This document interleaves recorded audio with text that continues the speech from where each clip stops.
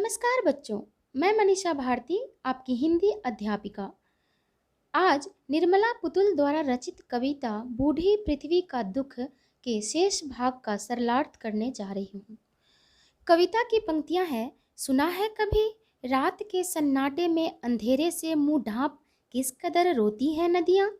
इस घाट अपने कपड़े और मवेशी धोते सोचा है कभी कि उस घाट पी रहा होगा कोई प्यासा पानी, या कोई स्त्री चढ़ा रही होगी किसी देवता को अर्घ्य। बच्चों, इन पंक्तियों में कवित्री नदियों के दुख को व्यक्त करती हैं। नदियाँ अपने जल के रूप में हमें जीवन देती है, पर हम उन्हें बर्बाद कर रहे हैं।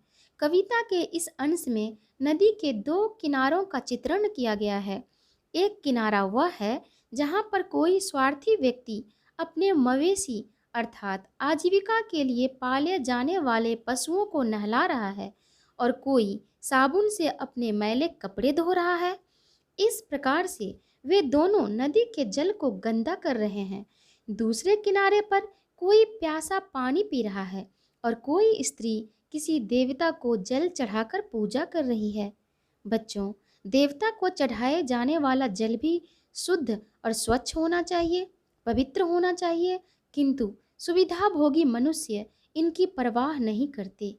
इसलिए कवित्री ऐसे लोगों से प्रश्न पूछकर उन्हें पानी के साथ किए गए व्यवहार के लिए शर्मिंदा करना चाहती है।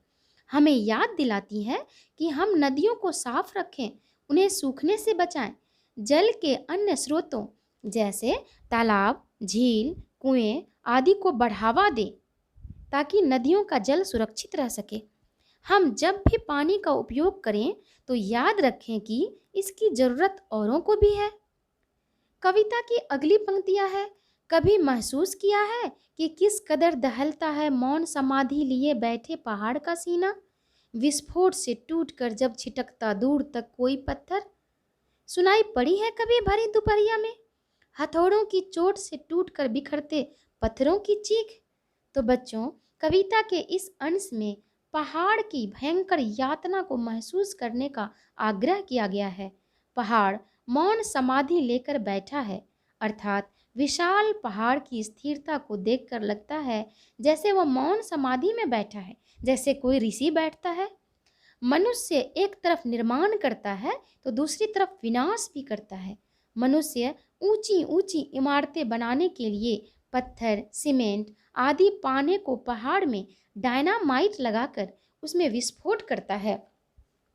जब पहाड़ विस्फोट से टूटता है तो ऐसा लगता है मानो मनुष्य के इस व्यवहार से उसका सीना दहल गया हो। पहाड़ के सीने पर मनुष्य तेज आघात अर्थात चोट करता है, इससे उसके पत्थर छिटक कर दूर गिरते हैं। कविता के इन पंक्तियों में पहाड़ के प्रति मनुष्य के क्रूर व्यवहार की ओर संकेत किया गया है। पिछले अंश में कवित्री ने नदियों की रुलाई सुनने का आग्रह किया है, तो इस अंश में हथौड़ों की चोट से टूटकर बिखरते पत्थरों की चीख सुनने को कहा है। कविता की अगली पंक्तियां हैं। खून की उल्टियां करते देखा है कभी हवा को अपने घर के पिछवाड़े, थोड़ा सा वक्त चुराकर बतियाता है कभी, कभी शिकायत न करने वाली गुमसुम बूढ़ी पृथ्वी से उसका दुख। अगर नहीं तो क्षमा करना, मुझे तुम्हारे आदमी होने पर संदेह है। कविता के चौथे अंश में हवा को प्रदूषित होने से बचाने का आग्रह है। बच्चों, आपने सुना होगा कि खून की उल्टियां एक भयंकर रोग का लक्षण है। वह भयंकर रोग है टीबी अर्थात ट्यूबरक्लोसिस। इसे क्षय या तपेदिक रोग भी कहते हैं। यह प्रायः फेफड़ों का रोग होता है और तब होता है जब फेफड़ों को स्वच्छ वायु न मिल सके। वायु प्रदूषण का बड़े बड़े कारखाने कारण हैं। उनमें बड़ी बड़ी मशीनें, धुआं उगलती चिमनियाँ, सड़कों पर वाहनों की लंबी लंबी कतारें। वायु प्रदूषण से खुद वायु ही रोगी हो जाती है। इसलिए कवित्री ने हवा को खून की उल्टियाँ करते दिखाया गया है। बच्चों, इस कविता में पृथ्वी को बूढ़ी कहा गया है। सवाल उठता है कि पृथ्वी को यहाँ पर बूढ़ी क्यों कहा गया है। इसलिए कि पेड़ पौधे कम हो रहे हैं, नदियाँ सूख रही है, पहाड़ों को नष्ट किया जा रहा है, पानी गंदा हो रहा है, हवा प्रदूषित हो रही हो, तो पृथ्वी को क्या कहा जाएगा? बूढ़ी ही लगेगी ना पृथ्वी। वास्तव में मुंह ढाँप कर रोने और पिछवाड़े खांसने वाली यही बूढ़ी है, क्योंकि नदी, पेड़, हवा आदि इसी पृथ्वी के अंग हैं। हम देखते हैं कि शरीर का ध्यान न रखने से बुढ़ापे में दांत गिर जाते हैं, शरीर पर झुर्रियाँ पड़ जाती है, केस सफ़ेद हो जाते हैं, शरीर रोगी हो जाता है।